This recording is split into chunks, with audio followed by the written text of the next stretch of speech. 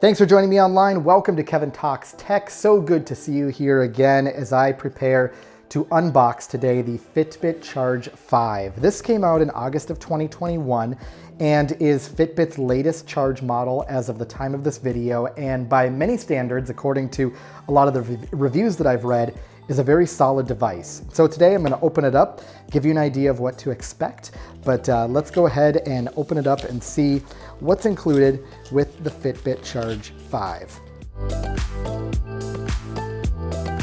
All right, so we've got one of the bands here. This comes with a small and large size band, if I'm not mistaken. So that looks to be the large one.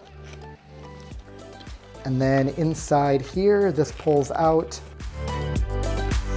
And this looks to be the power cable.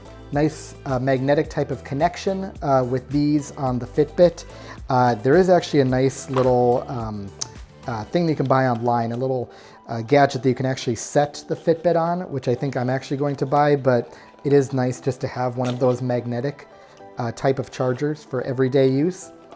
Got your instruction manuals here, quick start guide, and then product information guide available here in several different languages. And as far as what's inside the box, that's everything, minus just a little intro welcome card about having any questions. And then here's the actual Fitbit itself. So I'll go ahead and take this off. And this does look to be the smaller band right here. Again, it does come with a larger band, and so if you want to swap that out for the larger size, that is also something that you can do. And there it is. Really nice screen, pretty comparable in size to the Charge 4 that I am previously coming off of. Several different sensors along here on the bottom. Of course, Fitbits are great at measuring elevation. This one has a built-in GPS with it.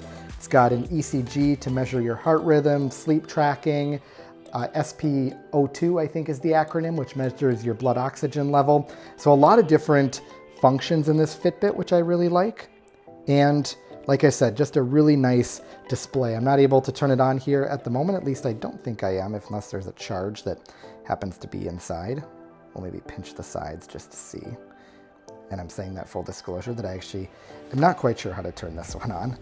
We'll probably have to give it a little bit of a charge. But anyway, there you have it, the unboxing, the Fitbit Charge 5, by all accounts, online. Great device. People had a lot of good things to say about it. The charge line has also been very nice.